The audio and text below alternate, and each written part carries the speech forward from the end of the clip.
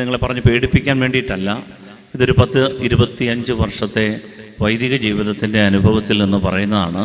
പല മക്കൾക്കും ജീവിതത്തിൽ ഒരുപാട് അദൃശ്യ ചരടുകൾ നമ്മളറിയാതെ നമ്മുടെ ജീവിതത്തെ, വരുമാന മാർഗങ്ങളെ, കുഞ്ഞുങ്ങളെ, നമ്മുടെ ബന്ധങ്ങളെ, നമ്മുടെ സമാധാനത്തെ, നമ്മളുടെ പ്രാർത്ഥനാ ജീവിതത്തെ എന്ന് വേണ്ട എല്ലാ മേഖലകളെയും ഒക്കെ ഇങ്ങനെ വരിഞ്ഞ് മുറുക്കാൻ സാധ്യതയുണ്ട്. ഹല്ലേലൂയ.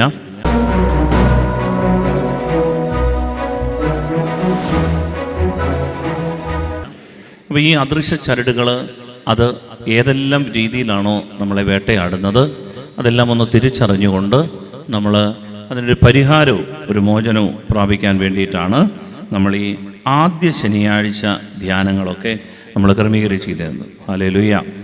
സ്നേഹത്തോടെ ഹല്ലേലൂയ. അപ്പം ഞാൻ അതിന് പേരിട്ട് വിളിക്കുന്നത്, ഈ ഒരുപക്ഷെ എന്നുണ്ടെങ്കിൽ പലർക്കും അത് ഇഷ്ടമല്ല പേരങ്ങനെ വിളിക്കാൻ. പക്ഷെ ഞാൻ അതിനെ വിളിക്കാൻ ആഗ്രഹിക്കുന്നത് ഈ ബന്ധനങ്ങളെന്നാകാം നിങ്ങൾ വിളിക്കുന്നത്, ഒരുപക്ഷെങ്കിൽ ശാപം എന്നാകാം. ഒരുപക്ഷെ എന്നുണ്ടെങ്കിൽ നമുക്കൊരു എഴുന്നേൽപ്പില്ല, ഒരു മേൽഗതിയില്ല, നമുക്കൊരു വളർച്ചയില്ല, നമുക്ക് ഉദ്ദേശിക്കുന്ന രീതിയിലൊരു ഉയർപ്പില്ല. അങ്ങനെ ഒരു അവസ്ഥ നമ്മുടെയൊക്കെ ജീവിതത്തിൽ സംഭവിക്കും. നമ്മൾ പ്രതീക്ഷിക്കുന്നത് പോലെ ഒരു ഉയർച്ച നമുക്ക് സാധിക്കാതെ പോകും. നമ്മൾ ചിലപ്പോൾ ഒരുപക്ഷെന്നുണ്ടെങ്കിൽ നൂറ്റാണ്ടുകൾ കഴിഞ്ഞാലും നമ്മുടെയൊക്കെ ഈ ചില കെട്ടുകൾ ഇങ്ങനെ നിലനിൽക്കാൻ സാധ്യതയുണ്ട് എന്ന് വചനം നമ്മളെ പഠിപ്പിക്കുന്നുണ്ട്. നിങ്ങൾക്കറിയാമോ, ജോഷുവയുടെ പുസ്തകത്തിലൊരു സംഭവം, ജോഷുവയുടെ പുസ്തകം 6-ാം അധ്യായത്തിൻ്റെ 26 മുതലുള്ള വാക്യങ്ങളിൽ നമ്മളിങ്ങനെ വായിക്കുന്നുണ്ട്. ജോഷുവയുടെ പുസ്തകം, അതായത് ചില കെട്ടുകൾ അത് എത്ര കഴിഞ്ഞാലും കാലങ്ങളായിട്ട് നിലനിൽക്കാൻ സാധ്യതയുണ്ട് എന്ന് ബൈബിൾ പഠിപ്പിക്കുകയാണ്. ബൈബിൾ പറയുന്നത് നമ്മൾ വിശ്വസിക്കണം. ഹല്ലേലൂയ. വിശ്വാസത്തോടെ പറഞ്ഞേ ഹല്ലേലൂയ. ജോഷുവയുടെ പുസ്തകം 6-ാം അധ്യായം 26-ാം തിരുവചനം. ജോഷുവ അന്ന് അവരോട് ശപഥം ചെയ്തു പറഞ്ഞു, ജെറിക്കോ പുതുക്കി പണിയാൻ തുനിയുന്നവൻ ശബ്ദൻ, അതിൻ്റെ അടിസ്ഥാനം ഇടാൻ ഒരുപെടുന്നവന് അവൻ്റെ മൂത്ത മകനും കവാടങ്ങൾ നിർമ്മിക്കുവാൻ പരിശ്രമിക്കുന്നവന് അവൻ്റെ ഇളയ മകനും നഷ്ടപ്പെടും. ഹല്ലേലൂയ. ജോഷുവ തൻ്റെ ജനത്തോട് പറയുകയാണ്, അന്ന് ശപഥം ചെയ്തുകൊണ്ട് ജോഷുവ എന്ന് പറയുന്ന ദൈവത്തിൻ്റെ ദാസൻ പറഞ്ഞു, ജെറിക്കോ പുതുക്കി പണിയാൻ തുനിയുന്നവൻ ശബ്ദൻ എന്ന് പറഞ്ഞാൽ ശപിക്കപ്പെട്ടവൻ. എന്താണ് കാരണം എന്നറിയാമോ? ഇസ്രായേൽ ജനത്തെ ഇതുപോലെ കഷ്ടപ്പെടുത്തിയ മറ്റൊരു നാടില്ല. ഇസ്രായേൽ ജനത്തെ ഇതുപോലെ, അതായത് വലിയ കോട്ട കെട്ടിയിട്ട് ഇവരെന്ത് ചെയ്യുമെന്നറിയാമോ? ഈ താഴ്വാരത്തിലൂടെ ഈ ഇസ്രായേൽ ജനം ഇങ്ങനെ വാഗ്ദാന നാട്ടിലേക്ക് പോകുമ്പോൾ വലിയ കല്ലുകൾ എടുത്ത് ഉരുട്ടി ഇവരുടെ മണ്ടക്കിടും. വലിയ കല്ലുകളൊക്കെ വന്ന് ഇസ്രായേൽ ജനമൊക്കെ ചറയുക. അപ്പോൾ ഈ ഇസ്രായേൽ ജനത്തിന് എങ്ങനെയെങ്കിലും ഈ കോട്ടയൊന്ന് തകർത്ത് ഇവന്മാരെ കീഴ്പ്പെടുത്തിയില്ലെന്നുണ്ടെങ്കിൽ ഈ വരുന്ന ജനത്തെ മുഴുവൻ ചതച്ചുകളെ, സ്റ്റിക്കറാക്കികളെ. അതുകൊണ്ട് ജോഷുവ വളരെ കഷ്ടപ്പെട്ട് ദൈവത്തോട് ആലോചന ചോദിച്ചിട്ട് ഈ ജെറിക്കോ കോട്ട തകർക്കാൻ തീരുമാനിച്ചു. അപ്പം ജോഷുവയോട് കർത്താവ് പറഞ്ഞു, ജോഷുവ കയ്യിൽ എന്നാ ഉണ്ട്? ജോഷുവ പറഞ്ഞു, യന്ത്രമുട്ടിയുണ്ട്, പീരങ്കിയുണ്ട്, ഞങ്ങൾക്ക് വേണമെന്നുണ്ടെങ്കിൽ ഡൈനമിറ്റ് വേണമെന്നുണ്ടെങ്കിലും വെക്കാം, AK-47 ഉണ്ട്. അപ്പോൾ പറഞ്ഞു, ഇതൊന്നും വേണ്ട, ഈ ജെറിക്കോ കോട്ടയ്ക്ക് ചുറ്റും ഒരു 7 തവണ ഇങ്ങനെ ചുറ്റി നടന്ന് പ്രാർത്ഥിച്ച കാഹളം മുഴക്കിയാൽ മതി, ഈ കോട്ട ഇടിഞ്ഞ് തറ വീഴുന്നു. പ്രിയപ്പെട്ടവരെ, ഈ ദൈവ പൈതൽ ഈ കോട്ടയ്ക്ക് ചുറ്റും ആളുകളെ വിളിച്ചുകൊണ്ട് ഇങ്ങനെ പ്രാർത്ഥിച്ച് ഇങ്ങനെ നടക്കാൻ തുടങ്ങി. ഹല്ലേലൂയ. സ്നേഹത്തോടെ ഹല്ലേലൂയ. സ്നേഹമുള്ളവരെ, ഈ വളരെ ശക്തമായ പ്രാർത്ഥന ഉയർത്തി. അതുകൊണ്ടാണ് ജെറിക്കോ പ്രയർ എന്നൊക്കെ നമുക്കറിയാം. ജെറിക്കോ പ്രയർ, അതിൻ്റെ പ്രത്യേകത ശത്രുവിൻ്റെ കോട്ടകളെ തകർക്കാനുള്ള ഏറ്റവും നല്ല ദൈവിക ഉപായമാണ് ജെറിക്കോ പ്രാർത്ഥന. അപ്പോഴിങ്ങനെ ജെറിക്കോ പ്രാർത്ഥനയൊക്കെ നടത്തി 7-ാം ദിവസം 7 തവണ കാഹളം ഊതിക്കൊണ്ട് ഈ കോട്ടയ്ക്ക് ചുറ്റും നടന്നു. കോട്ട തകർന്ന് തരിപ്പണമായി. ഇത്രമേൽ ഈ ജനത്തെ ബുദ്ധിമുട്ടിച്ച ശത്രു പരാജയപ്പെട്ടപ്പോൾ അന്ന് ജോഷുവ ശപഥം ചെയ്ത് ജനത്തോട് പറഞ്ഞ വാക്കാണ് നമ്മൾ വായിക്കുന്നത്. 6-ാം അധ്യായത്തിൻ്റെ 26-ാം വാക്യം വായിക്കാം ഒരിക്കൽ കൂടി. ജെറിക്കോ പുതുക്കി പണിയാൻ തുനിയുന്നവൻ ശബ്ദൻ, അതിന്റെ അടിസ്ഥാനം ഇടാൻ ഒരുപെടുന്നവന് അവന്റെ മൂത്ത മകനും കവാടങ്ങൾ നിർമ്മിക്കാൻ പരിശ്രമിക്കുന്നവന് അവന്റെ ഇളയ മകനും നഷ്ടപ്പെടും. ജോഷുവ ജനത്തോട് ശപഥം ചെയ്ത് പറഞ്ഞു, ജെറീക്കോ ഇനിയും ആരെങ്കിലും പുതുക്കി പണിതാൽ, ഈ വീട്, ഈ കോട്ട ഇനി ആരെങ്കിലും പുതുക്കി പണിതാൽ അവൻ്റെ മൂത്ത മകനും മരിച്ചു പോകും. അതിൻ്റെ അടിസ്ഥാനം ഇട്ടാൽ അതിൻ്റെ മൂത്ത മകൻ പോകും. അതിൻ്റെ കട്ടള വെക്കുന്ന ദിവസം അതിൻ്റെ ഇളയ മോനും പോകുന്നു. ഹല്ലേലൂയ. പ്രിയപ്പെട്ടവർ, ഇത് ബൈബിളിൽ പറഞ്ഞ കാര്യം, ഞാൻ പറഞ്ഞ മനോരമയിലോ മംഗളത്തിലോ പറഞ്ഞ കാര്യമല്ല. ഇത് കേട്ടിട്ട് ജനം പറഞ്ഞു ആമേൻ.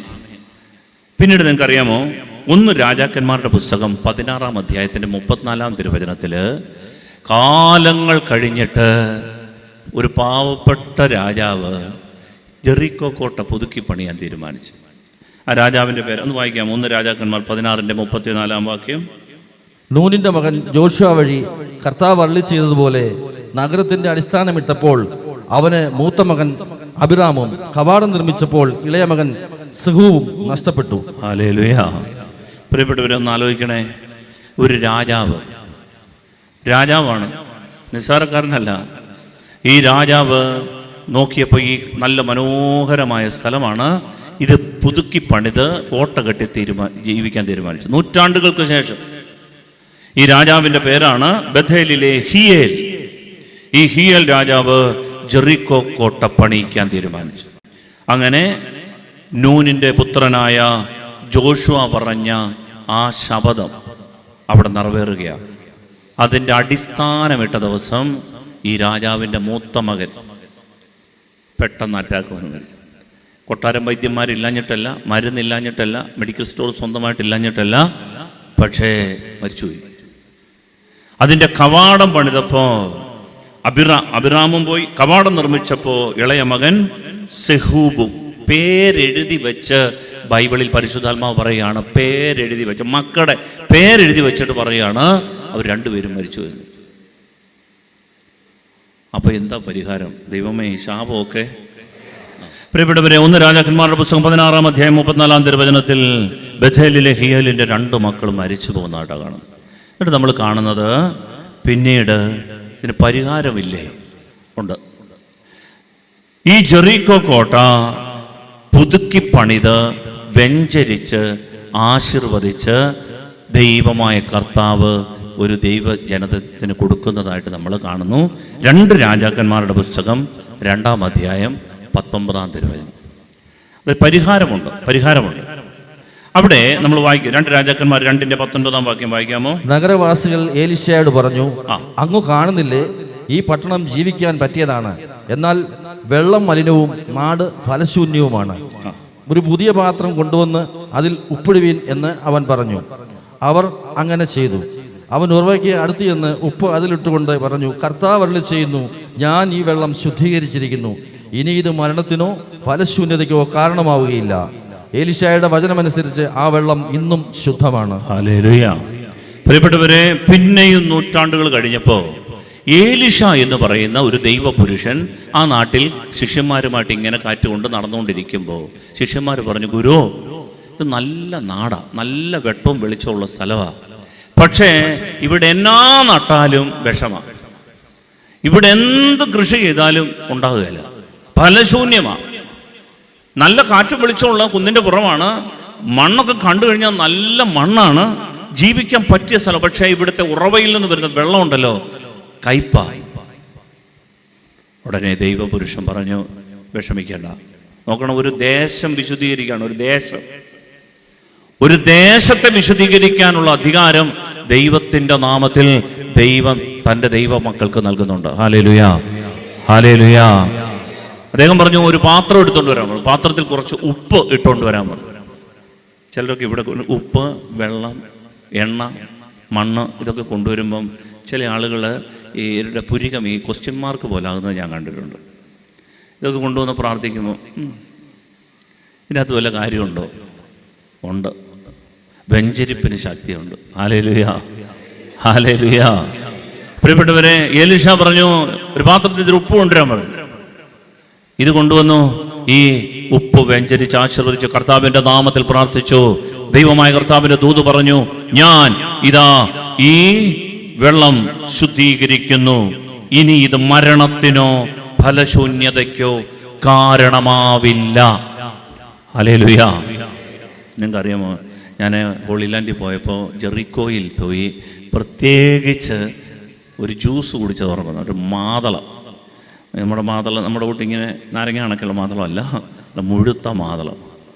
അത് ഒരെണ്ണം പിഴിഞ്ഞ് 2-3 ജ്യൂസിനുണ്ട്. അതുപോലെ വലിയ മാതളം അതങ്ങോട്ട് പിഴിഞ്ഞ് ഒരു ജ്യൂസ് കുടിച്ച് ഓർക്കുന്നുണ്ട്. ജെറിക്കോ ഒരു ഗതിയും പിടിക്കത്തില്ല എന്ന് എഴുതി തള്ളിയ ഒരു നാട്ടിൽ ഇന്ന് ഏറ്റവും നല്ല ബെസ്റ്റ് ഫ്രൂട്ട്സ് ഇസ്രായേലിൽ നിന്ന് കയറ്റി അയക്കുന്ന നാടാണ് ജെറിക്കോ. Hallelujah, hallelujah. പ്രിയപ്പെട്ടവരെ, വചനം പഠിപ്പിക്കുന്നത് കെട്ടുകൾ വീഴും, പക്ഷേ ദൈവത്തിന് അത് അഴിച്ചു കളയാനുള്ള അധികാരമുണ്ട്. ഹല്ലേലൂയ. സ്നേഹത്തോടെ ഹല്ലേലൂയ. ഇതാണ് ദൈവം നമ്മളെ പഠിപ്പിക്കുന്നത്. മറ്റൊരു ബൈബിളിലെ പഴയ നിയമത്തിൽ ഒരു സംഭവം കൂടെ കാണാം. 2 സാമുവേലിന്റെ പുസ്തകം 1-ാം അധ്യായത്തിന്റെ 21-ാം വാക്യം. ദാവീദ് എന്ന് പറയുന്ന ദൈവ പൈതൽ ഒരു ദേശത്തെ നോക്കി ഒരു ശാപം അങ്ങോട്ട് കൊടുത്തു. വായിക്കാമോ? 2 സാമുവേൽ 1:21. ഗിൽബ പർവ്വതങ്ങളെ. എന്തോ പർവ്വതം? ഗിൽബോവ പർവ്വതങ്ങളെ, നിങ്ങളിൽ മഞ്ഞോ മഴയോ പെയ്യാതിരിക്കട്ടെ. നിങ്ങളുടെ ദിനങ്ങൾ ഫലശൂന്യമാകട്ടെ. നിങ്ങളുടെ ദിനങ്ങൾ ഫലശൂന്യമാകട്ടെ. എന്നാൽ അവിടെയല്ലോ ശക്തന്മാരുടെ പരിച അവഹേളിക്കപ്പെട്ടത്. അവിടെയല്ലോ സാവൂളിന്റെ പരിച എണ്ണ പുരട്ടാതെ കിടന്നത്. നിഹിതന്മാരുടെ രക്തത്തിൽ നിന്നും ശക്തന്മാരുടെ മേധസ്സിൽ നിന്നും ജോനാഥന്റെ വില്ല് പിന്തിരിഞ്ഞില്ല. സാവൂളിന്റെ വാൾ വ്യഥ പിൻവാങ്ങിയില്ല. സാവൂളും ജോനാഥനും പ്രിയരും പ്രാണപ്രിയരും, ജീവിതത്തിലും മരണത്തിലും അവർ വേർപിരിഞ്ഞില്ല. അതായത് സാവൂൾ എന്ന് പറയുന്ന ദാവീദിന്റെ മുൻഗാമി കൊല്ലപ്പെട്ട കുന്നാണ് ഗിൽബോവ കുന്ന്. ഇപ്പൊ കർത്താവിന്റെ അഭിഷിക്തനായ സാവൂള് കൊല്ലപ്പെട്ടു. കർത്താവിന്റെ അഭിഷിക്തനായ സാവൂൾ കൊല്ലപ്പെട്ട സ്ഥലമാണ് ഗിൽബോവ കുന്ന്. Hallelujah, hallelujah. ഈ ഗിൽബോവ കുന്നിൽ എന്താ സംഭവിച്ചെന്നറിയാമോ? സാവൂൾ കൊല്ലപ്പെട്ടത് കണ്ടിട്ട് വേദനയോടെ ഹൃദയം നുറുങ്ങി ദാവീദ് പറഞ്ഞു, ഇനി മേലാൽ ഈ ഗിൽബോവ കുന്നിൽ പുല്ലോ പൂച്ചെടിയോ ഒരു ഫലവൃക്ഷമോ ഉണ്ടാകാതിരിക്കുകയാണ്. നിങ്ങൾക്കറിയാമോ, ഇന്നും നമ്മൾ അതുവഴി പോകുമ്പോൾ ഗൈഡ് നമ്മളുടെ അടുത്ത് കാണിച്ചു തരുന്ന, ഇസ്രായേൽ നാട്ടിലൂടെ പോകുമ്പോൾ ഗൈഡ് കാണിച്ചു തരുന്ന ഒരു കാര്യമാണ്, ഇതാണ് ദാവീദ് ശപിച്ച മൊട്ടക്കുന്നുകൾ. ഇന്നും ആ കുന്ന്, അതിൻ്റെ പരിസരത്തൊക്കെ വൃക്ഷങ്ങളൊക്കെ ഉണ്ട്, പക്ഷെ ഈ കുന്നുകൾ മാത്രം മുട്ടയടിച്ചിരിക്കുക. ഹല്ലേലൂയ. പ്രിയപ്പെട്ടവരെ, ഇങ്ങനൊരു സംഭവമുണ്ട്. അതുകൊണ്ടാണ് വചനം പറയുന്നത്, പ്രഭാഷകന്റെ പുസ്തകം 4-ാം അധ്യായം 5-6 വാക്യങ്ങൾ.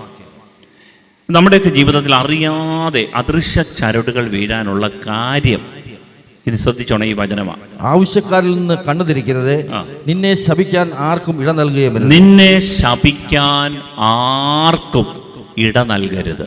ശ്രദ്ധിച്ചേ, നിന്നെ ശപിക്കാൻ മാതാപിതാക്കൾക്ക്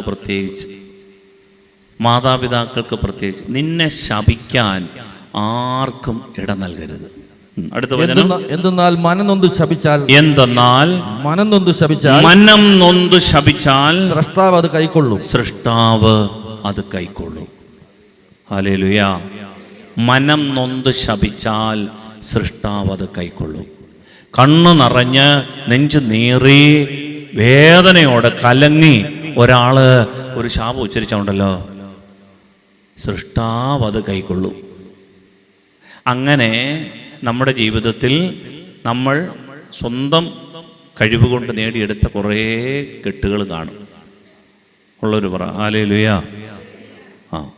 അപ്പോൾ അത് അഴിച്ചു കളയാൻ ദൈവത്തിന് പദ്ധതിയുണ്ട്. പ്രിയപ്പെട്ടവരെ, നാം അറിയാതെ നമ്മുടെ കൂട്ടുകാരാകാം, നമ്മൾ വേദനിപ്പിച്ചവരാകാം, നമ്മുടെ ബന്ധുക്കളാകാം, സ്വന്തക്കാരാകാം, മാതാപിതാക്കളാകാം, എന്തിനേറെ നമ്മളൊരു പക്ഷേ നമ്മുടെ ജീവിത പങ്കാളി കൊണ്ടു നടന്ന ആളുകളൊക്കെ അറിയാതെ നമ്മൾ കേൾക്കാതെങ്കിലും പറഞ്ഞു കാണും, ഈ ഇതിയാനെ കൊണ്ട് ഞാൻ അങ്ങനെ പറഞ്ഞ് നമ്മൾ വേദനിപ്പിച്ചിട്ടുണ്ടെങ്കിൽ എൻ്റെ പ്രിയപ്പെട്ടവരെ, മനം നൊന്താണ് നമ്മളത് പറഞ്ഞെങ്കിൽ സൃഷ്ടാവ് അത് കൈക്കൊള്ളും. അതാർക്ക്? കെട്ടായി കിടക്കും, കെട്ടായി. അതുകൊണ്ടാണ് പ്രിയപ്പെട്ടവർ ഇതുപോലുള്ള ആരാധനകൾക്ക്, ഇതുപോലുള്ള ദിവസങ്ങളിൽ നമ്മളെ കൊണ്ടുവരുന്നത് കർത്താവ്. ഇതിനാണെന്നറിയാമോ? നമ്മളറിയാത്ത അദൃശ്യ ചരടുകൾ അഴിഞ്ഞു പോകണം. നമ്മൾ ഞായറാഴ്ച പള്ളിയിൽ പോയാൽ നല്ലതാണ്, പ്രാർത്ഥിക്കും, കുർബാന കാണും, വിശുദ്ധ കുർബാന സ്വീകരിക്കും, കുമ്പസാരിക്കും, എല്ലാം നടക്കും. പക്ഷേ നാം അറിയാതെ പിന്നെയും എന്നിട്ടും ഒരു മേൽഗതി ഇല്ലാതെ കിടക്കും. അപ്പം അതറിഞ്ഞുകൊണ്ട് ഒരു വിടുതൽ പ്രാപിക്കാൻ ആഗ്രഹിച്ച് നമ്മൾ ഈ ആരാധനയെ സംബന്ധിക്കുകയാണ്. ഹല്ലേലൂയ. ഞങ്ങളെ ശപിക്കാൻ, ഞങ്ങളുടെ സ്വയംകൃത അനർത്ഥങ്ങൾ, ഞങ്ങൾ വരുത്തി വെച്ച വിനങ്ങൾ മൂലം കർത്താവെ മറ്റുള്ളവർ ഞങ്ങളെ നോക്കിയിട്ട് നീ ഗതി പിടിക്കുകയല്ലടാ, നീ നന്നാകാൻ പോകുന്നില്ലടാ, ഇങ്ങനെയൊക്കെ പറഞ്ഞിട്ടുണ്ട്. അതൊരു പക്ഷേ അവർ മനസ്സ് നീറി പറഞ്ഞതാണെങ്കിൽ ദൈവമേ അങ്ങ് കേട്ടിട്ടുമുണ്ട്. ഞാൻ പിന്നെ തന്നെ കിടന്ന് വട്ടക്കൊട്ടയിൽ വെള്ളം കോരുക, വട്ടക്കൊട്ടയിൽ വെള്ളം കോരുക, എഴുതാക്കാൻ പറ്റുന്നില്ല. എന്തോരം അധ്വാനിച്ച്, കഴിവില്ലാഞ്ഞിട്ടാണോ, അറിവില്ലാഞ്ഞിട്ടാണോ, ബുദ്ധിയില്ലാഞ്ഞിട്ടാണോ? പക്ഷെ ഒരു സൈഡിൽ കഴിഞ്ഞ ദിവസം ഒരു ചേട്ടൻ വന്നിട്ട് പറയാം, എൻ്റെ അച്ഛാ ഞങ്ങൾ അധ്വാനിച്ച് 5 ലക്ഷം രൂപ അവരെ വീട് ഒന്ന് പുതുക്കാൻ വേണ്ടി കൊണ്ടാക്കി വെച്ചു. 2 ലക്ഷം കൊണ്ട് ഞങ്ങൾ പുതുക്കി തുടങ്ങി, ബാക്കി 3 ലക്ഷം ആശുപത്രിയിൽ പോയി. പ്രിയപ്പെട്ട ദൈവമക്കളെ, നമ്മൾ കിടന്ന് അധ്വാനിക്കും, പക്ഷേ നമ്മളിൽ നിന്ന് ഈ കൃപകൾ ഇതുണ്ടെന്ന് എങ്ങനെയാണ് മനസ്സിലാകുന്നത്? നന്നായി സന്തോഷിച്ച് ജീവിക്കണമെന്ന് ആഗ്രഹമുണ്ട്, പക്ഷേ മനസ്സിൽ ഒരു ദുഃഖം ഇങ്ങനെ തളം കെട്ടിക്കിടക്കും. നന്നായിട്ട് ജീവിക്കണമെന്ന് ആഗ്രഹമുണ്ട്, പക്ഷെ വഴക്കൊഴിച്ചിട്ട് നേരമില്ല, പൂര അടിയാണ്. നന്നായിട്ട് സ്നേഹിക്കണമെന്നുണ്ട്, പക്ഷെ എന്നുണ്ടെങ്കിൽ ആളടുത്തോട്ട് വരുമ്പോഴത്തേന് ഒരു വെറുപ്പ് ഇങ്ങനെ അങ്ങോട്ട് പൊങ്ങി വരികയാണ്. നന്നായിട്ട് പഠിക്കണമെന്നുണ്ട്, പക്ഷേ പരീക്ഷ വരുമ്പോൾ താ കിടക്കുന്നു. നന്നായിട്ട് ജോലി ചെയ്യണമെന്നുണ്ട്, പക്ഷേ ഒരുതരം അപകർഷതാബോധമാണ്, കയറി വരാൻ പറ്റുന്നില്ല. ഇതിൻ്റെ പേരാണ് അദൃശ്യ ചരടുകൾ. ഇതിന് മറ്റൊരു പേരാണ് ശാപം, കെട്ട്. ഇത് കേൾക്കുമ്പോൾ അറിയോ എൻ്റെ അച്ഛാ ഇതൊന്നും പറഞ്ഞ് ആളുകളെ പേടിപ്പിക്കരുത്, ശാപം, കെട്ട്, ഇതൊക്കെ ഉണ്ട്. പ്രിയപ്പെട്ടവർ, നിങ്ങൾ എന്നെ എന്തൊക്കെ പറഞ്ഞാലും ഞാൻ വിശ്വസിക്കുന്ന ഒരു കാര്യം ഇത് ദൈവജനം മോചിക്കപ്പെടണമെന്ന് ആഗ്രഹിക്കുന്ന ദൈവാത്മാവ് നമ്മളോട് പറയുന്ന കാര്യമാണ്. ഹല്ലേലൂയ. പ്രിയപ്പെട്ടവരെ, ഈ ശാപം, ഈ ദോഷം എങ്ങനെ മാറും? ഭൂമിയിൽ ഒറ്റ വഴിയേ ഉള്ളൂ. ഭൂമിക്ക് മീതെ ആകാശത്തിന് കീഴേ ഈ ശാപം മാറാൻ ഒറ്റ വഴിയേ ഉള്ളൂ. ഈ വാക്യം നമ്മൾ മറക്കരുത്. ഇത് ഹൃദയത്തിൻ്റെ ആഴങ്ങളിലേക്ക് പ്രവേശിക്കണം. ഈ വാക്യം ഗലാത്യർക്കെഴുതിയ ലേഖനം 3-ാം അധ്യായം 13-ാം തിരുവചനമാണ്. ഈ വാക്യം നമ്മൾ ഉൾക്കൊള്ളണം. ഗലാത്യർ 3:13. ഇത് മനസ്സിൽ ആഴത്തിൽ പതിക്കേണ്ട ഒരു വചനമാണ്. ഈ വചനം വിശ്വസിക്കുന്നവർക്ക് മാത്രമേ ഈ അവസ്ഥയിൽ നിന്നൊരു മോചനമുള്ളൂ. അതുകൊണ്ടാണ് ഈ വചനം ഉൾക്കൊണ്ടുകൊണ്ട് നമ്മളിന്ന് വായിക്കാൻ പോവുകയാണ്. ഗലാത്യർ 3:13. ക്രിസ്തു നമ്മെ പ്രതി ശപിക്കപ്പെട്ടവനായി തീർന്നുകൊണ്ട് നിയമത്തിന്റെ ശാപത്തിൽ നിന്ന് നമ്മെ രക്ഷിച്ചു. ക്രിസ്തു നമ്മെ പ്രതി ശപിക്കപ്പെട്ടവനായി തീർന്നുകൊണ്ട് നിയമത്തിന്റെ ശാപത്തിൽ നിന്ന് നമ്മെ രക്ഷിച്ചു. ആ വചനം ഒന്ന് ഏറ്റു പറയാമോ? ക്രിസ്തു, ഉറക്കെ പറഞ്ഞു, ക്രിസ്തു നമ്മെ പ്രതി ശപിക്കപ്പെട്ടവനായി തീർന്നുകൊണ്ട് നിയമത്തിന്റെ ശാപത്തിൽ നിന്ന് നമ്മെ രക്ഷിച്ചു. ക്രിസ്തു നമ്മെ പ്രതി ശപിക്കപ്പെട്ടവനായി തീർന്നുകൊണ്ട് നിയമത്തിന്റെ ശാപത്തിൽ നിന്ന് നമ്മെ രക്ഷിച്ചു. ഹല്ലേലൂയ. കാരണം യഹൂദരുടെ ഇടയിൽ പറഞ്ഞ ഒരു വചനമാണ്. എന്താണെന്നറിയാമോ? മരത്തിൽ തൂക്കപ്പെടുന്നവൻ ശപിക്കപ്പെട്ടവൻ. കാരണം അവന് ഈ ഭൂമിയിൽ ഒരു ഗതിയുമില്ലാത്തൊരു മരണമാണ്. കൈ അടിച്ച് തറച്ച് തൂക്കിയിട്ടിരിക്കുക. പുറംപോക്കിൽ ഇവനെ അടിച്ച് തറച്ച് കൈ തൂക്കിയിടുമ്പോൾ മലങ്കാക്കകൾ വന്ന്, കഴുകന്മാർ വന്ന് ഈ തലയിൽ ഇരുന്നിട്ട് ഈ കണ്ണുകൾ ജീവനോട് ഇത് കൊത്തിപ്പറിക്കുമ്പോൾ കൈ എടുത്തിട്ട് ഇതിനെ ആട്ടി ഓടിക്കാൻ പോലും പറ്റാത്ത അവസ്ഥയാണ് ഗതികെട്ട അവസ്ഥ. ഇതിൽ പറയാൻ ശപിക്കപ്പെട്ട അവസ്ഥയുണ്ട്. കാല് രണ്ടും അടിച്ച് തറച്ചിട്ടിരിക്കുക. ചെന്നായ്ക്കൾ, കുറുനരികൾ വന്നിട്ട് ഈ പുറംപോക്കിൽ നിന്ന് ഈ മനുഷ്യന്റെ അന്തി സമയത്ത് ഈ മനുഷ്യന്റെ മാംസം കടിച്ചു കീറി തിന്നുമ്പോൾ കാലെടുത്തൊന്ന് തൊഴിച്ചു മാറ്റാൻ പോലും പറ്റാത്ത വണ്ണം തറച്ചിട്ടിരിക്കുന്ന മനുഷ്യൻ. ഇങ്ങനെ ഗതികെട്ടൊരു മരണം പറയുന്നു. പ്രിയപ്പെട്ടവരെ, ഇതാണ് ശാപം. അതുകൊണ്ടാണ് യഹൂദൻ പറഞ്ഞത്, പേർഷ്യക്കാരിൽ നിന്ന് കടമെടുത്ത കുരിശു മരണത്തെ നോക്കിയിട്ട് പറയാണ്, മരത്തിൽ തൂക്കപ്പെടുന്നവൻ ശപിക്കപ്പെട്ടവൻ. ബാക്കി എല്ലാവർക്കും ഒരു സാമാന്യം ഒന്ന് കിടന്നെങ്കിലും ഒരു അടക്കമെങ്കിലും കിട്ടും. ഇതതുമില്ലാത്ത അവസ്ഥ. അടക്കാൻ ശരീരഭാഗം ഒന്നും കാണത്തില്ല. അങ്ങനെ രക്തം വാർന്ന് ഒരുപക്ഷെ ഉണ്ടെങ്കിൽ ചിലപ്പോൾ 1, 2, 3 ദിവസമൊക്കെ രക്തം വാർന്ന് കിടന്ന് മരിക്കാൻ ഇടവരുന്ന ഈ ജീവിതാവസ്ഥ നോക്കിയിട്ട് യഹൂദൻ പറയാണ്, ഇതാണ് ശാപം. ക്രിസ്തു നമ്മെ പ്രതി അവൻ പാപം ചെയ്തിട്ടല്ല, നാം അനുഭവിക്കുന്ന പാപത്തിന്റെ കാരണമായി ക്രിസ്തു ശപിക്കപ്പെട്ടവനായി തീർന്നു. കാരണം അടുത്ത വചനം വായിക്കാമോ? മരത്തിൽ തൂക്കപ്പെട്ടവൻ ശപിക്കപ്പെട്ടവനാണെന്ന് എഴുതിയിരിക്കുന്നു. മരത്തിൽ തൂക്കപ്പെട്ടവൻ ശപിക്കപ്പെട്ടവനാണെന്ന് എഴുതിയിരിക്കുന്നു. അബ്രഹത്തിന് ലഭിച്ച അനുഗ്രഹം യേശു ക്രിസ്തു വഴി വിജാതിയരിലേക്കും വ്യാപിക്കേണ്ടതിനും ആത്മാവിന്റെ വാഗ്ദാനം വിശ്വാസം വഴി നമ്മൾ പ്രാപിക്കേണ്ടതിനുമാണ് ഇപ്രകാരം സംഭവിച്ചത്. പ്രിയപ്പെട്ടവരെ, നമ്മൾ വാഗ്ദാനം പ്രാപിക്കാൻ വേണ്ടി, അനുഗ്രഹം പ്രാപിക്കാൻ വേണ്ടി അബ്രഹാമിന് കൊടുത്ത നീ ഭൂമി മുഴുവനും അവകാശമാക്കുമെന്ന അനുഗ്രഹം പ്രാപിക്കാൻ വേണ്ടി ക്രിസ്തു എന്നെ പ്രതി ശപിക്കപ്പെട്ടവനായി തീർന്നു. ഇപ്പോഴും ഈ വാഗ്ദാനം എനിക്കില്ല. ഈ ഭൂമി എൻ്റെ കൈവശമല്ല, എൻ്റെ ഭൂമി ഉള്ളതൂടെ പോവുക. ഇങ്ങനെ ഒരു അവസ്ഥയിൽ നിൽക്കുമ്പോൾ പ്രിയപ്പെട്ടവരെ, ഈ വാഗ്ദാനം നമ്മുടെ മേൽ കിടപ്പുണ്ട്. ഈ വാഗ്ദാനം നമുക്കുണ്ടാകണമെന്ന് ആഗ്രഹിച്ച് ക്രിസ്തു നമുക്ക് വേണ്ടി ശപിക്കപ്പെട്ടവനായി തീർന്നു. അങ്ങനെ നിയമത്തിൻ്റെ മേലുള്ള ശാപം കൊണ്ട് കഴിഞ്ഞ നമ്മളെ അവൻ സ്വതന്ത്രമാക്കി. വചനം ഒന്നുകൂടെ പറയാം, ഗലാത്യർ 3:13 മറക്കരുത്. ക്രിസ്തു, ഉറക്കെ പറഞ്ഞേ, ക്രിസ്തു നമ്മെ പ്രതി ശപിക്കപ്പെട്ടവനായി തീർന്നുകൊണ്ട് നിയമത്തിന്റെ ശാപത്തിൽ നിന്ന് നമ്മെ രക്ഷിച്ചു. Hallelujah, hallelujah. ഇത് പ്രിയപ്പെട്ടവരെ വിശ്വസിക്കാം.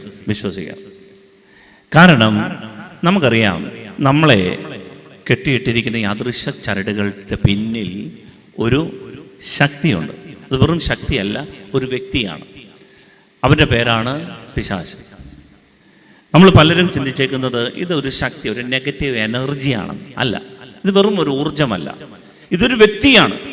വ്യക്തമായ ചിന്താഗതികളോടുകൂടി ക്രിസ്തുവിന്റെ പ്രോജക്റ്റിന് തുരങ്കം വെക്കുന്ന സാത്താൻ, അവൻ ഒരു ബീയിങ് ആണ് എന്ന് പറഞ്ഞാൽ അവനൊരു ജീവിയാണ്. ബൈബിൾ പഠിപ്പിക്കുന്നതാണ്, ക്രിസ്തുവിന്റെ മതബോധനം പഠിപ്പിക്കുന്നതാണ്, കത്തോലിക്ക സഭയുടെ മതബോധനം പഠിപ്പിക്കുന്നതാണ്. ഇതൊരു വ്യക്തി കണക്കെ ഒരു ജീവിയാണ്, കർത്താവിന്റെ ഒരു സൃഷ്ടിയാണ്, വീണുപോയ മാലാഖയാണ്. ദൈവം പിശാചിനെ സൃഷ്ടിച്ചില്ല, പക്ഷേ ഈ മാലാഖയെ സൃഷ്ടിച്ചു, പക്ഷെ മാലാഖ വീണുപോയി. അതുകൊണ്ട് തന്നെ ഇതൊരു ശക്തിയാണ് എന്ന് കരുതിക്കൊണ്ട് ഇരുട്ട് കണക്കെ ഒരു ശക്തി, പ്രകാശം വരുമ്പോൾ ഇരുട്ട് പൊക്കോളൂ, അങ്ങനല്ല. നമ്മുടെ മേൽ എന്നേക്കുമായി സ്വാധീനം ചെലുത്താൻ വേണ്ടി അദൃശ്യ ചരടുകൾ കൊണ്ട്, കെട്ടുകൾ കൊണ്ട് നമ്മളെ പ്രിയപ്പെട്ടവരെ ബന്ധിച്ചിട്ടിരിക്കാൻ ഇവന് വ്യക്തമായ നിലപാടുകളുണ്ട്. അതുകൊണ്ടാണ് ഈ ഒരു ഡെലിവറൻസ് ശുശ്രൂഷകൾ വേണമെന്ന് പറയും. ഇത് മരുന്നുകൊണ്ട് തീരുന്ന കേസല്ല. ഒരിക്കൽ ഒരു പയ്യൻ, അവന് സെഹിയോൻ ധ്യാനകേന്ദ്രത്തിൽ ധ്യാനിക്കാൻ പോയ കാര്യം ഓർക്കുന്നു. അവന് കല്യാണം കഴിഞ്ഞു, 7 വർഷത്തോളമായി, മക്കളില്ല. അപ്പോൾ അവനും ഭാര്യയും കൂടെ വന്നിട്ടുണ്ട്. പ്രിയപ്പെട്ടവരെ, അപ്പോൾ ഈ കൗൺസിലിംഗ് നടത്തിയപ്പോൾ ഒരു ബ്രദർ പ്രാർത്ഥിച്ചിട്ട് പറഞ്ഞു, അതെ, ഒരു മധ്യവയസ്കനെ കാണിക്കുന്നുണ്ട് മോനെ, ആൾ കണ്ണ് നിറഞ്ഞ് നിൽക്കുന്നതായിട്ടാണല്ലോ. അപ്പോൾ ഈ രൂപവും പ്രകൃതവും ഒക്കെ പറഞ്ഞപ്പോൾ അവൻ പറഞ്ഞു, അതെൻ്റെ പപ്പ എന്ന്. അപ്പോൾ ചോദിച്ചു, അപ്പനെ കണ്ണീര് വീഴ്ത്തിയതിൽ സംഭവം ഉണ്ടോ? അവൻ പറയേ, അങ്ങനെ ഒന്നുമില്ല, പപ്പ എനിക്കിഷ്ടമാണ്, പപ്പായോട് കുഴപ്പമൊന്നുമില്ല. ഇല്ല, എന്നാലും.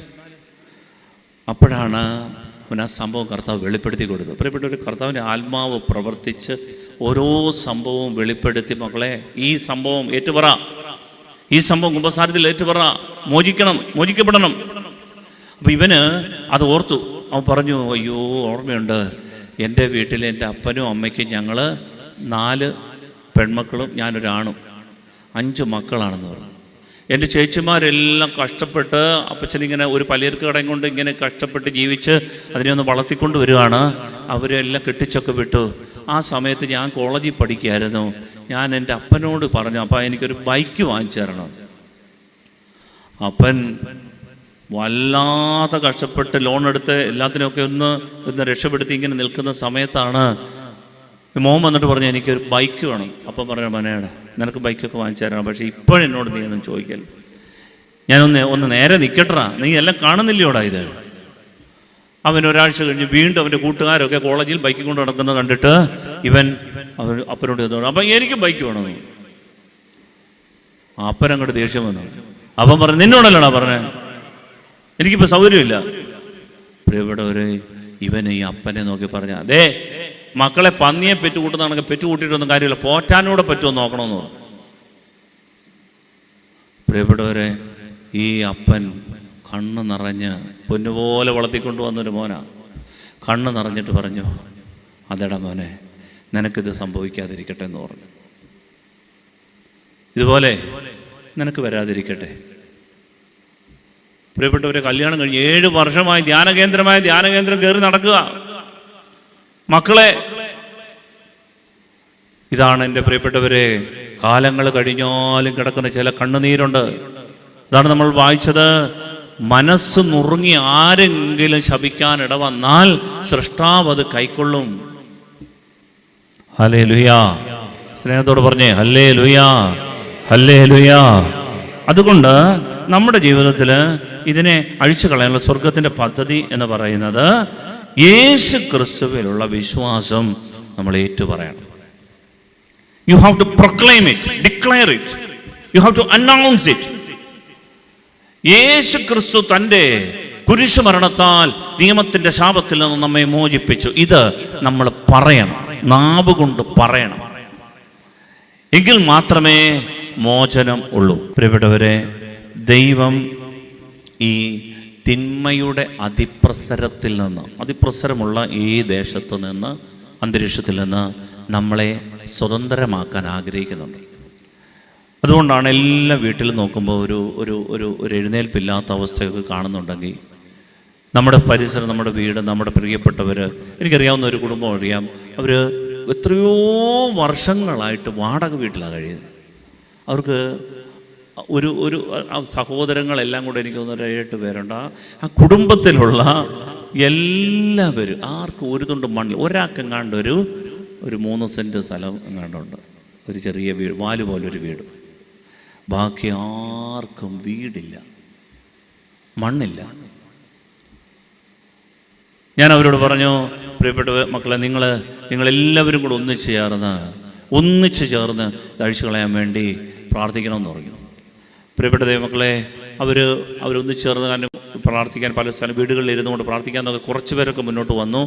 ചുരുക്കം പറഞ്ഞാൽ അങ്ങിങ്ങായിട്ട് ആളുകൾക്കൊക്കെ മണ്ണ് വാഴാൻ തുടങ്ങി. ചിലരൊക്കെ മണ്ണ് ചവിട്ടിയ കാല് പൊള്ളും. നാം അറിയാതെ കിടക്കുന്ന ഈ അദൃശ്യ ലോകത്തെക്കുറിച്ച് നമുക്കൊരു അറിവ് വേണം, ഒരു പരിജ്ഞാനം വേണം. ഞാൻ നിങ്ങളെ ഭയപ്പെടുത്താനല്ല, അത് ചില സ്ഥലങ്ങളിൽ ദൈവം നമുക്ക് വേണ്ടി നിശ്ചയിച്ചു തന്നിരിക്കുന്ന ചില വിടുതലിൻ്റെ ശക്തിയാണ്. അത് നമ്മൾ നേടിയെടുക്കണം. യേശു ക്രിസ്തുവിൽ അല്ലാതെ മറ്റെങ്ങും, പ്രിയപ്പെട്ടവരെ, ഇതിനകത്ത് ഒരു പരിഹാരം ഇല്ല. അത് നമ്മൾ തിരിച്ചറിയണം. ഹല്ലേലൂയാ, ഹല്ലേലൂയാ, ഹല്ലേലൂയാ. അതുകൊണ്ട് നമ്മൾ ഇപ്പം നമുക്കറിയാം, നമ്മുടെ പരിസരത്ത് മുഴുവനും തിന്മ നിറഞ്ഞു നിൽക്കുന്ന ഒരു അന്തരീക്ഷത്തിൽ ഒന്ന് ആലോചിച്ച് നോക്കിയേ. ഈ ആരെങ്കിലും പറയുമോ ഈ ബൈബിൾ വായിക്ക്, പള്ളി വാ, അനുഗ്രഹം പ്രാപിക്കും? കഴിഞ്ഞ ദിവസം ഒരു മൊബൈലിൻ്റെ പരസ്യം ഇങ്ങനെ കണ്ട, രാത്രി നെറ്റ്വർക്ക്, രാത്രി 12 മണി മുതൽ 5 മണി വരെ ഫ്രീ ടൈമാണ്. ആളെ വിളിക്കും, പണ്ട് വന്ന ഫ്രീ ടൈം. ആരെ വേണമെങ്കിലും കാമുകിമാരെ വിളിക്കാൻ 12 മണി മുതൽ 5 മണി വരെ ഫ്രീ. എന്നാൽ ഏതെങ്കിലും മൊബൈൽ കമ്പനിമാർ പറയുമോ, നിങ്ങൾ ബൈബിൾ വായിക്കൂ, അനുഗ്രഹം പ്രാപിക്കും, നിങ്ങൾ പള്ളിയിൽ വരൂ, നിങ്ങൾ അനുഗ്രഹം ഏതെങ്കിലും പറയൂ? ഈ ലോകം മുഴുവൻ തിന്മയുടെ അതിപ്രസരത്തിലാണ്, പിശാചിന്റെ കസ്റ്റഡിയിലാണ്. അതുകൊണ്ടാണ് പത്രോസിലേക്ക് പറയുന്നത്, ഈ ലോകം മുഴുവൻ അവന്റെ കസ്റ്റഡിയിലാണ്, പിശാചിന്റെ പരിധിയിലാണ്. അവനാ നിശ്ചയിക്കുന്ന കാര്യങ്ങൾ. അതിനിടയിൽ ദൈവമക്കളൊന്ന് എഴുന്നേൽക്കണമെങ്കിൽ, ഗതി പിടിക്കണമെന്നുണ്ടെങ്കിൽ, എൻ്റെ പ്രിയപ്പെട്ടവരെ, അവന്റെ തല തകർക്കുന്ന ക്രിസ്തുവിൽ മാത്രമല്ലാതെ മറ്റെങ്ങും ഒരു വിടുതലില്ല. Hallelujah, hallelujah. അതുകൊണ്ടാണ് we have to proclaim it. യേശു ക്രിസ്തുവിനെ നമ്മൾ ഉയർത്തണം. ഈ പിശാചിൻ്റെ ഈ അരൂപിയുടെ പല വിധമായ രൂപഭേദങ്ങളുണ്ട്. ഈ അരൂപിയെക്കുറിച്ച് ഈ നമ്മെ അടിപ്പെടുത്തുന്ന വിനാശത്തിന് കാരണമാക്കുന്ന ഈ അദൃശ്യമായ അരൂപികളെ കുറിച്ച് നമുക്കൊരറിവ് വേണം. നമ്മൾ ഒരിക്കൽ ഒരു ചേട്ടൻ എന്നോട് പറയാം, അച്ഛാ ഞാൻ ഉള്ളാരിയോ വെള്ളം അടിക്കും കേട്ടോ, വെള്ളം അടിക്കും. ഞാൻ പറഞ്ഞു, കർത്താവ് പറഞ്ഞിട്ടുണ്ട് മദ്യപത്തിൽ ദുരാസക്തി ഉണ്ട്, അല്ലയോ? മദ്യപാനം അതിൽ ദുരാസക്തി ഉണ്ട് എന്ന് പറഞ്ഞാൽ ഇങ്ങനെ മദ്യപിച്ച് ഉന്മത്തരാവരുത്, അതാണ് വചനം പറഞ്ഞത്. അപ്പോൾ ചോദിച്ചാൽ ഞാൻ കുറച്ചൊക്കെ കഴിക്കാം, അല്ലേ ചാവാ? ബൈബിൾ പറഞ്ഞിരിക്കുന്നതാണ് മദ്യപിച്ച് ഉന്മത്തരാവരുത്, അതിൽ ദുരാസക്തിയുണ്ട്, എല്ലാവിധ ആസക്തികളും. ഈ ആസക്തി എന്ന് പറയുന്നത് ഇതൊരു സ്പിരിറ്റാണ്. മദ്യം ഒരു സ്പിരിറ്റാണ്. അത് കൂടാതെ ഇതൊരു അരൂപിയാണ്. ഇതിനെക്കുറിച്ച് എവിടെ പറയുന്നത്? ബൈബിളിൽ ഒരുപാട് സംഭവങ്ങൾ നമ്മൾ ഇങ്ങനെ പറയുന്നുണ്ട്. ഇപ്പം ഈ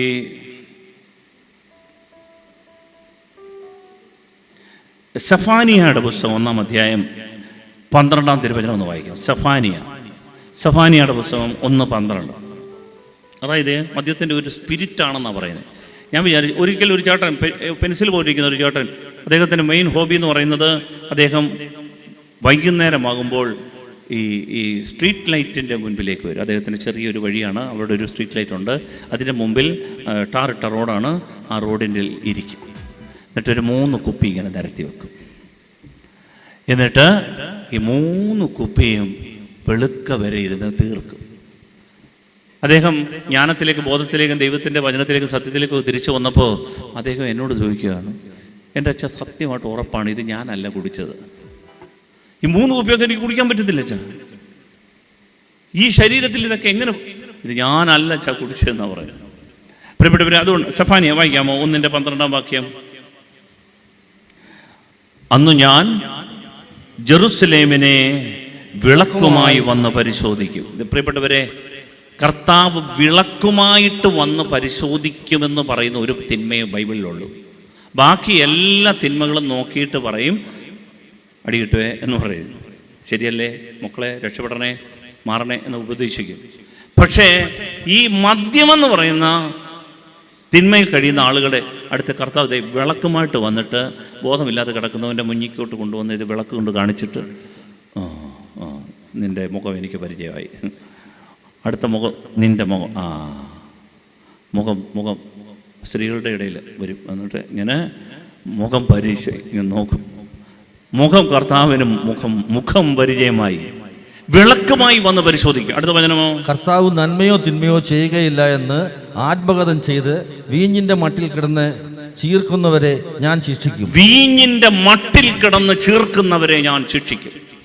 കർത്താവ് പറയാണ്, ഈ കർത്താവ് നന്മയോ തിന്മയോ ചെയ്യത്തില്ല. കർത്താവ് തന്നെ കാനായിൽ വെച്ച് വീഞ്ഞൊക്കെ ഉണ്ടാക്കി കൊടുത്ത കർത്താവിന് അറിയത്തില്ല ഇതൊക്കെ.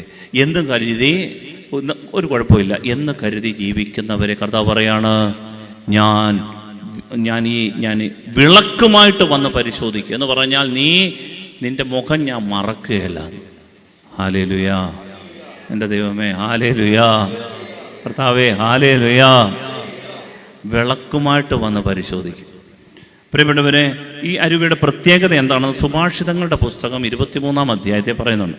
ഈ സ്പിരിറ്റിൻ്റെ പ്രത്യേകത 23-ാം അധ്യായത്തിൻ്റെ 29 മുതലുള്ള വാക്യങ്ങൾ പിന്നീട് വായിച്ചാൽ മതി. ഞാൻ പെട്ടെന്ന് പറയാം. ആദ്യം 29-ാം വാക്യം ഒന്ന് വായിച്ചു. സുഭാഷിതങ്ങൾ 23-29.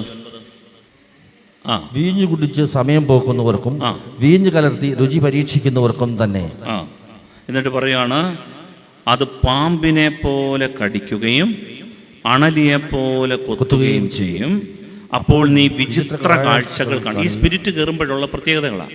ഈ സ്പിരിറ്റ് അറ്റാക്ക് ചെയ്യുമ്പോൾ പാമ്പിനെ പോലെ കടിക്കും, അണലിയെ പോലെ കൊത്തും എന്ന് പറഞ്ഞാൽ മുറിവേൽപ്പിക്കണം, പരിക്കേൽപ്പിക്കണം. എത്ര വീട്ടിലാണ് പരിക്കും മുറിവുകളുമായിട്ട് കഴിയുക? വീണ്ടും അപ്പോൾ നീ വിചിത്ര കാഴ്ചകൾ കാണും, വികടത്വം ജൽപ്പിക്കും. എന്നാ പറയുന്നതെന്ന് ഒരു ബോധമില്ല. വീണ്ടും നീ നടുക്കടലിൽ അകപ്പെട്ടവനെ പോലെയും ആയിത്തീരും. നീ പറയും, അവർ എന്നെ അടിച്ചു, എനിക്ക് വേദനിച്ചില്ല, എപ്പോഴാണ് ഞാൻ ഉണരുന്നത്? ഞാൻ ഇനിയും കുടിക്കും. ഇങ്ങനെ ഒരു സ്പിരിറ്റ് വർക്ക് ചെയ്യും. പ്രിയപ്പെട്ടവരെ, ബൈബിളിൽ ഞാൻ ഒരുപാട് ഈ അരൂപികളെ ഒന്ന് ഐഡൻറ്റിഫൈ ചെയ്തിട്ടുണ്ട്. വന്നി റമ്പാച്ചൻ 4000-ൽ പരം അരൂപികളെ മനസ്സിലാക്കിയിട്ടുണ്ട്. 4000-ൽ പരം ഈ സ്പിരിറ്റുകളുണ്ട്. ഇത് നമ്മളെ പിടികൂടി നമ്മുടെ അന്തരീക്ഷം തിന്മയുടെ അതിപ്രസരം കൊണ്ട് നിറച്ചു കഴിഞ്ഞാൽ പ്രിയപ്പെട്ടവർ എഴുന്നേൽപ്പുണ്ടാവില്ല. അതുകൊണ്ടാണ് ഈ വിടുതൽ ശുശ്രൂഷ അനിവാര്യമാണെന്ന് പറയും. ഈശോ 12 പേരെ തിരഞ്ഞെടുത്തിട്ട് ആദ്യമേ അവർക്ക് കൊടുത്തത്, കൈവപ്പ് കൊടുത്തിട്ട് ആദ്യമേ കൊടുത്ത അധികാരം ഏതാണെന്നറിയാവോ? സകല പിശാചുക്കളുടെ മേൽ അധികാരം കൊടുത്തു. സകല പിശാചുക്കളുടെ മേൽ. എന്നിട്ടാ പറഞ്ഞ പോയി പ്രസംഗിക്ക്, രോഗികളെ സുഖപ്പെടുത്തുക.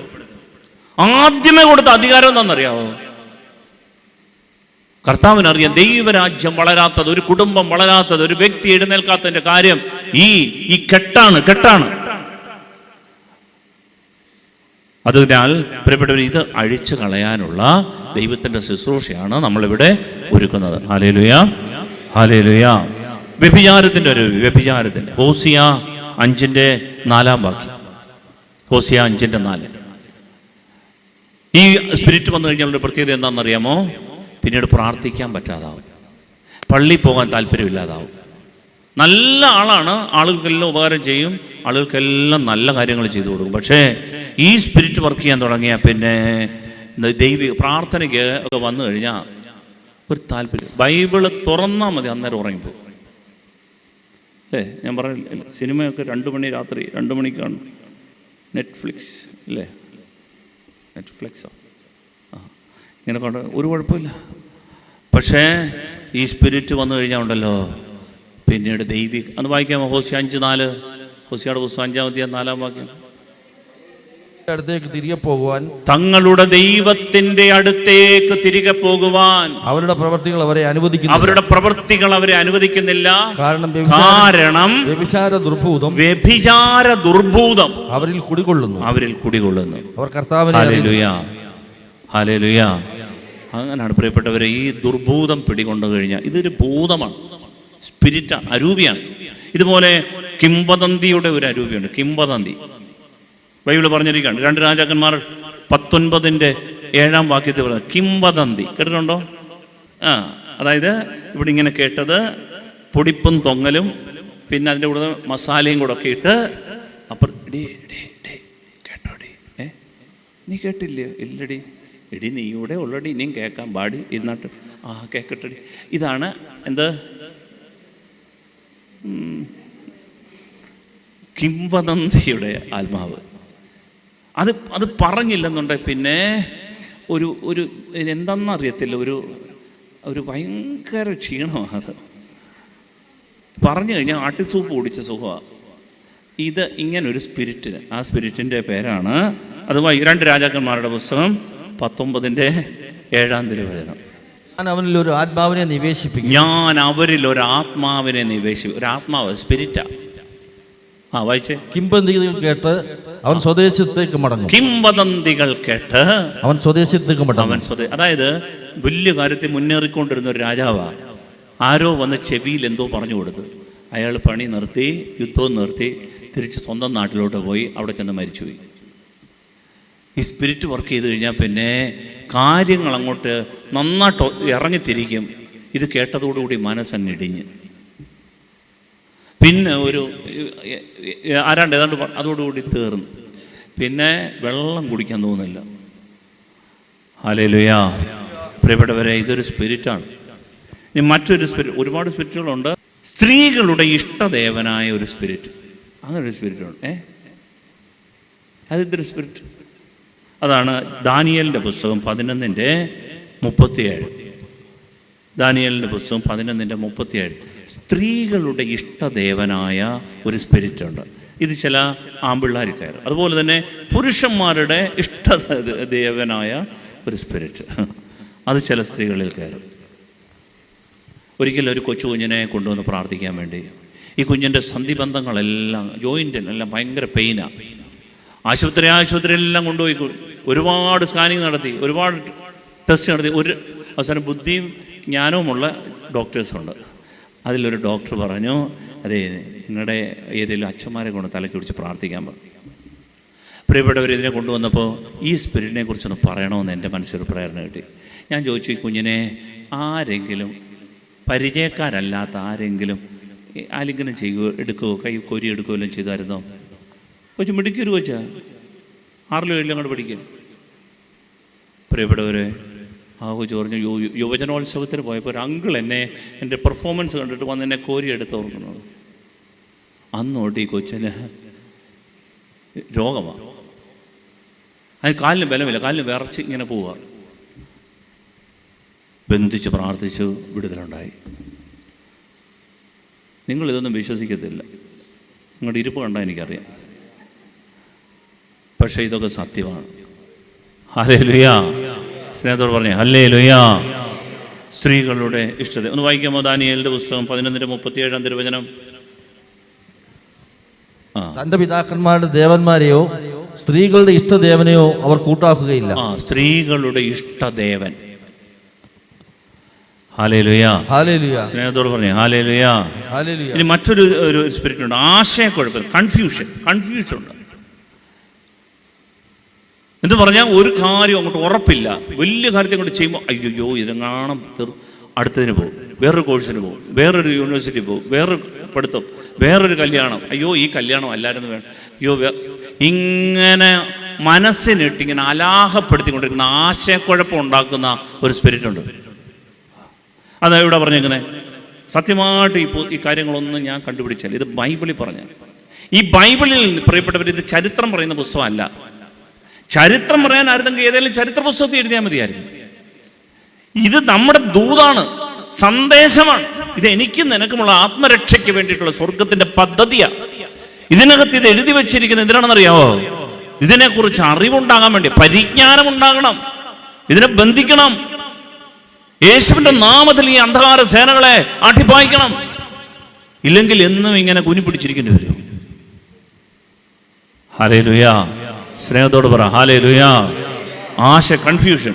യെശയ്യായുടെ പുസ്തകം 19:14 തിരുവചനത്തിൽ അത് പറയുന്നുണ്ട്. ഇങ്ങനെ ഒരു സ്പിരിറ്റ്, ആശയക്കുഴപ്പം, ഒന്നിനൊരു ഉറപ്പില്ല, മനസ്സിങ്ങനെ കിടന്ന് പിടയ്ക്കാണ്. പ്രിയപ്പെട്ട ദൈവമക്കളെ, ഇത് യേശുവിൻ്റെ നാമത്തിൽ ബന്ധിക്കണം. ഇല്ലെങ്കിൽ നമുക്കൊരു എഴുന്നേൽപ്പുണ്ടാവില്ല, വീണുപോകും, വാടി തളർന്നു കിടക്കും. വീണ്ടും നമുക്കെല്ലാവർക്കും അറിയാവുന്ന മറ്റൊരു ആത്മാവാണ് നുണയുടെ ദുരാത്മാവ്. നുണ എന്ന് പറഞ്ഞാൽ നാക്കെടുത്താൽ കള്ളത്തരേ പറയത്തുള്ളൂ. അങ്ങനെ ഒരു സ്പിരിറ്റ് ഉണ്ട്. അതുകൊണ്ടാണ് കർത്താവ് പറഞ്ഞത് പിശാച് നുണയനും നുണയുടെ പിതാവുമാണ്. യോഹന്നാൻ 8:44 പറയാം, നുണയനും നുണയുടെ പിതാവ് എന്ന് പറഞ്ഞാൽ സത്യം അവനിലില്ല, സത്യം അവനിലില്ല. നമ്മൾ എത്ര ശ്രമിച്ചു, ചില പിള്ളേരെ എത്ര ശ്രമിച്ചിട്ട് മാറ്റാൻ പറ്റുന്നില്ല, പറഞ്ഞ് ഫലിപ്പിച്ചു കളയും. പ്രിയപ്പെട്ടവരെ, അതായത് കുഞ്ഞുങ്ങൾ പോലും അറിയുന്നില്ല. ഒരു പയ്യനെ കൊണ്ടുവന്നു അങ്ങ് വേറൊരു ജില്ലയിൽ നിന്നാണ്. അവന് ഇവിടെ വന്നു കഴിഞ്ഞപ്പോൾ അവന് മാതാപിതാക്കളൊക്കെ നല്ല നിലയും വിലയിലും, സഹോദരങ്ങളൊക്കെ നല്ല ഇളയ പയ്യനാണ്. അവന് വീട്ടിൽ നിന്ന് അമ്മയുടെ വള, അതുപോലെ തന്നെ വീട്ടിലെ മിക്സി, ഗ്രൈൻഡറിൻ്റെ സാധനങ്ങൾ, ഇതൊക്കെ ഇവൻ എങ്ങനെ ഇളക്കി ചാക്കിനകത്താക്കി കൂട്ടുകാരനുമായിട്ട് കൊണ്ടുപോയി വിൽക്കും. എന്നിട്ട് ഇവന് ഈ പൈസ ഉണ്ടാക്കുക. എന്നിട്ട് ഇവനോട് ചോദിക്കുകയാണ്, ഇതൊക്കെ എവിടെ അവസാനമാണ് കണ്ടുപിടിക്കുന്നത്? ആൾ തന്നെയാണ് എൻ്റെ പിന്നിൽ. ഇവൻ അറിയുന്നില്ല എന്താ ചെയ്യുന്നത്. ഇവനോട് ഞാൻ ചോദിച്ചല്ലോ, പൊന്നുമോനെ നീ എനിക്കറിയത്തില്ല, ഞാനിത് കാണുമ്പോൾ അറിയാതെ കണ്ട്. ഇപ്പോൾ ക്ലെപ്റ്റോമാനിയ എന്ന് പറഞ്ഞുകൊണ്ടൊരു സൈക്കോളജിക്കൽ വിഷയമുണ്ട്, ഒരു മനോരോഗ വിഷയമുണ്ട്. പക്ഷേ അവൻ അങ്ങനെ ഒരു ചെറുപ്പം മുതലുള്ള ശീലമല്ല, ഒരിടയ്ക്ക് തുടങ്ങിയതാണ്. കളവ് എത്ര അവൻ അറിയത്തില്ല. അന്നേരം ഏതോ ഒരു ആത്മാവ് അവനെ ഇങ്ങനെ നയിക്കുക, അവൻ അതിങ്ങ് എടുത്തോണ്ട് പോവുക, കൂളായിട്ട് കൊണ്ടുപോയി വെക്കുക. ഹല്ലേലൂയ. പ്രിയപ്പെട്ടവരെ, ബന്ധിച്ച് പ്രാർത്ഥിക്കാൻ കർത്താവ് ആഗ്രഹിക്കുന്നു. സ്നേഹത്തോട് പറഞ്ഞേ ഹല്ലേലൂയ, സന്തോഷത്തോടെ ഹല്ലേലൂയ. സംശയത്തിൻ്റെ ദുരാത്മാക്കൾ, വഞ്ചനയുടെ ദുരാത്മാക്കൾ, അനുസരണക്കേടിൻ്റെ ദുരാത്മാക്കൾ, ഇങ്ങനെ എതിർപ്പിൻ്റെ ദുരാത്മാക്കൾ, ഇങ്ങനെ ബൈബിളിൽ ഒരുപാട് അവസ്ഥകൾ സൃഷ്ടിക്കുന്ന ആത്മാക്കളുണ്ട്. ഇത് നമ്മൾ വിചാരിക്കും നമ്മൾ കിടന്ന് അധ്വാനിച്ചാൽ എല്ലാം ശരിയാകുമെന്ന്. എല്ല് മുറിയെ പണിതാൽ ഇപ്പം പല്ല് മുറിയും. ഇതിലും നല്ല മിടുക്കന്മാർ, കേമത്തികൾ കിടന്ന് അധ്വാനിച്ചിട്ട് കിടക്കണം. പ്രിയപ്പെട്ടവരെ, മെഡിക്കൽ സയൻസിന് പോലും പിടികിട്ടാത്ത പല കേസുകളാണ്. ഞാനിവിടെ ഇരിക്കുമ്പോൾ നമ്മുടെ പ്രിയപ്പെട്ട ഡോക്ടർ പ്രഷി, അതുപോലെ ദീപ ചേച്ചി എന്തി ദീപ ചേച്ചി ഇവിടെയുണ്ട്. 2 ആശുപത്രികൾ ഓസ്ട്രേലിയയിൽ നടത്തുന്ന 2 പേരാണ്. അവർ ഇവിടെ വന്ന് ഇരുന്ന് ഈ വചനം കാര്യങ്ങളൊക്കെ കേൾക്കുമ്പോഴേ അവർക്ക് ഇതിൻ്റെ പിന്നിലൊരു ജ്ഞാനം കിട്ടിയിട്ടുണ്ട്. എല്ലാ കേസുകളും മരുന്നുകൊണ്ട് തീരുകയില്ല. ഹല്ലേലൂയ. എല്ലാ കേസുകളും അവരുടെ കൺട്രോളിന് അതീതമായ പല കാര്യങ്ങളും. ഞാനത് പോയതുകൊണ്ട് പറയാനില്ല. അവിടെ പോയി ഞാനൊക്കെ നടത്തിയിട്ട് അവിടെയുള്ള പറഞ്ഞോട്ടെ ഒരു സ്റ്റാഫ്, ഒരു ഡോക്ടർ അല്ലേ, ഡോക്ടറാണ് സ്റ്റാഫാണെന്ന് തോന്നുന്നു. അതായത് സൈറ്റനിക് വർഷിപ്പുമായിട്ട് ബന്ധപ്പെട്ടുകൊണ്ട് അവർ ദൈവവിശ്വാസമൊന്നുമില്ല. അപ്പോൾ അവൾ ഇരിക്കുന്ന ക്യാബിനിലൊക്കെ അവളുടേതായ പിശാചിൻ്റെ സംഭവങ്ങളൊക്കെ കൊണ്ടാണ് വെച്ചിരിക്കുന്നത്. പക്ഷേ അതിനെ അതിജീവിക്കാനുള്ള കരുത്ത് കർത്താവിനുണ്ടെന്ന വിശ്വാസത്തിൽ ഡോക്ടർ അവിടെ കൊണ്ടുപോയി ആ ആശുപത്രികളെല്ലാം വെഞ്ചരിച്ചത് ഞാൻ ഓർക്കുന്നുണ്ട്. പ്രത്യേകിച്ച് ആ ക്യാബിനൊക്കെ ഈശോനാമത്തിൽ വെഞ്ചരിച്ച് വെള്ളം ഒഴിച്ച് വെഞ്ചരിച്ച് നിർവീര്യമാക്കിയത് ഞാൻ ഡോക്ടർ പ്രഷി ഇങ്ങോട്ട് ഒന്ന് വരാമോ ഒരു സംശയം. ഞാനിത് അദ്ദേഹത്തെ വിളിക്കുന്നതിൻ്റെ എന്താണെന്നറിയാമോ? ഒറ്റ കാര്യം മാത്രം പറയാൻ വേണ്ടി ഒരു കാര്യം. അതായത് നമ്മൾ വിചാരിക്കും ഈ ശുശ്രൂഷയ്ക്കൊക്കെ വരുന്നവർ, പ്രാർത്ഥിക്കാനൊക്കെ വരുന്നവർ എല്ലാം ഗതികെട്ട് ഇല്ലാതായതിനു ശേഷം വരുന്നവരാണ്. അങ്ങനല്ല. ദൈവം അനുഗ്രഹിച്ച് 3 മക്കളുടെ 3 പേരും ഡോക്ടേഴ്സാണ്. ഇളയാൾ ഡോക്ടറാണ് പഠിച്ചുകൊണ്ടിരിക്കുന്നത്, 2 പേരും ഡോക്ടർ, അവരുടെ മരുമക്കൾ. അദ്ദേഹത്തിൻ്റെ കീഴിൽ ഓസ്ട്രേലിയയിലെ ഡോക്ടേഴ്സ് വർക്ക് ചെയ്യുന്നത്. അദ്ദേഹത്തിന് 2 ക്ലിനിക്കുകൾ അവിടെയുണ്ട്. അപ്പോൾ അങ്ങനെ വർഷങ്ങളായിട്ട് അദ്ദേഹം ഉയർത്തിയ ജീസസ് യൂത്തിലൂടെ വളർന്നു വന്ന ഒരു ആളാണ് ഡോക്ടർ പ്രഷി. അപ്പോൾ ഞാൻ അദ്ദേഹത്തിന് ഒരു ചെറിയൊരു സാക്ഷി, 5 മിനിറ്റ് ഇത്രയേ ഉള്ളൂ പറയാൻ ആഗ്രഹിക്കുന്നത്. കർത്താവാണ് എല്ലാത്തിലും മീതെ. ഹല്ലേലൂയ. നിരന്തരം ദൈവത്തോടൊപ്പം സഞ്ചരിക്കാൻ, ദൈവത്തോട് കൂടെ നടക്കാനുള്ള ഒരു കൃപ നമുക്ക് വേണം. എങ്കിൽ മാത്രമേ ഈ കെട്ടുകൾ അതെല്ലാം സ്വാഭാവികമായിട്ട് നമ്മളിൽ നിന്ന് അകന്നു നിൽക്കുകയുള്ളൂ. ദൈവ ചൈതന്യമുള്ളവർക്ക് കെട്ടുകളിൽ നിന്ന് അകന്നു മാറാൻ പറ്റും. സഹനങ്ങളുണ്ടാകും, സഹനങ്ങളെ തെറ്റിദ്ധരിക്കരുത്. സഹനങ്ങൾ ജീവിതത്തിൽ അനുവദിക്കും ദൈവം. സഹനങ്ങൾ നമ്മൾ തലയെടുപ്പോടെ നേരിടാൻ, സഹനങ്ങളെ, പ്രതിസന്ധികളെ തലയെടുപ്പോടെ നേരിടാൻ, കർത്താവിൽ ആശ്രയിച്ച് നിൽക്കാൻ പ്രിയപ്പെട്ടവരെ നമുക്ക് സാധിക്കും. അതാണ് അദ്ദേഹത്തിൻ്റെ ജീവിതത്തിലൂടെ നമ്മളെ പഠിപ്പിച്ചത്. നമുക്ക് ഇപ്പോൾ നമുക്ക് പോയി ഇച്ചിരി വെള്ളമൊക്കെ കുടിച്ചിട്ട് വരാം. നിങ്ങളുടെ ഇരിപ്പ് കണ്ടിട്ട് ഇത് പോരാ. അത് കഴിഞ്ഞിട്ട് നമ്മൾ ഓടി വന്ന് ഒരു ആരാധനയിലേക്ക് പ്രവേശിക്കാം. 1:30 നമ്മുടെ ശുശ്രൂഷകൾ സമാപിക്കും. പക്ഷേ നിങ്ങൾ പെട്ടെന്ന് വരണം. 10 മിനിറ്റിനകം 1 മണിക്കൂർ ആരാധനയാണ്. നമ്മൾ ക്ലാസ്സില്ല. ഇനി ആരാധനയിലേക്ക് പ്രവേശിക്കുകയാണ്. നമ്മൾ ആരാധനയ്ക്ക് വേണ്ടി ഒരുങ്ങി പ്രാർത്ഥിച്ച് നമ്മുടെ ഈ ശുശ്രൂഷ ഫലവത്താക്കാം. നമ്മൾ അങ്ങോട്ട് പോകുമ്പോൾ കുറഞ്ഞത് ഒരു 10 നന്മ നിറഞ്ഞ മറിയുമെങ്കിലും സംസാരിക്കാതെ ചൊല്ലി പ്രാർത്ഥിക്കണമെന്ന് സ്നേഹത്തോടെ ഓർമ്മപ്പെടുത്തുന്നു. നമുക്ക്